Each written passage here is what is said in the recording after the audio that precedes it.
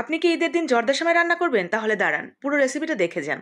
জর্দার সময় রান্না করতে গেলে পানি হয় কম হয়ে যাবে, না হয় বেশি হয়ে যাবে। এতটা বেশি হবে একদম দলা দলা কাদা কাদা হয়ে গেছে। আপনার ঈদের মুডটাই নষ্ট করে দিবে এই একটা জর্দার সময় রান্না করতে গেলে। এরকমটা করার দরকার নেই।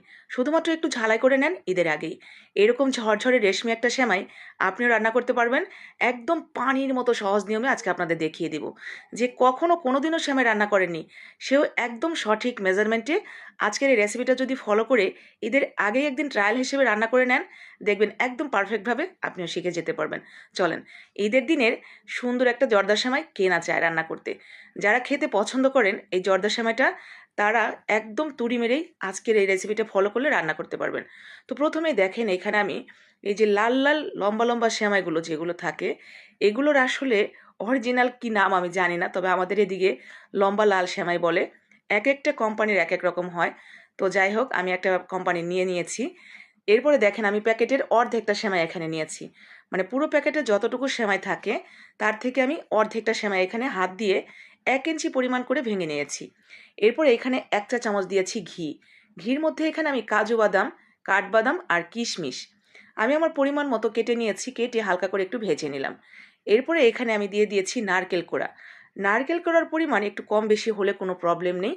আবার যদি মনে করেন যে আমি দিবই না, আমার হাতের কাছে নেই, না দিলেও চলবে। তো নারকেল কোড়াটা দিলে খেতে আরও বেশি ভালো লাগবে। তো নারকেলটা দিয়েও হালকা করে সব কিছু ভেজে আমরা তুলে নিয়েছি। আবারও আমরা এক প্যানের মধ্যে 1 চা চামচের মতো ঘি দিয়ে দিলাম। ঘির মধ্যে যে ভাঙা সেমাইগুলো রেখেছিলাম সেগুলো সুন্দর করে একটু হালকা করে ভেজে নেব। ভাজা যাতে অতিরিক্ত না হয়ে যায় সেটা কিন্তু খেয়াল রাখবেন। অতিরিক্ত হয়ে গেলে কালারটাও নষ্ট হয়ে যাবে, আবার খেতেও ভালো লাগবে না। হালকা করে একটু ভেজে নেবেন, যখন দেখবেন যে মচমচে হয়ে গেছে একদম পুরো, তখন দিয়ে দিবেন চায়ের কাপের 1 কাপ পানি। দেখেন এখানে আমি চায়ের কাপ দিয়ে দেখিয়েছি, কারণ প্রত্যেকটা বাড়িতেই না এই চায়ের কাপ আছে।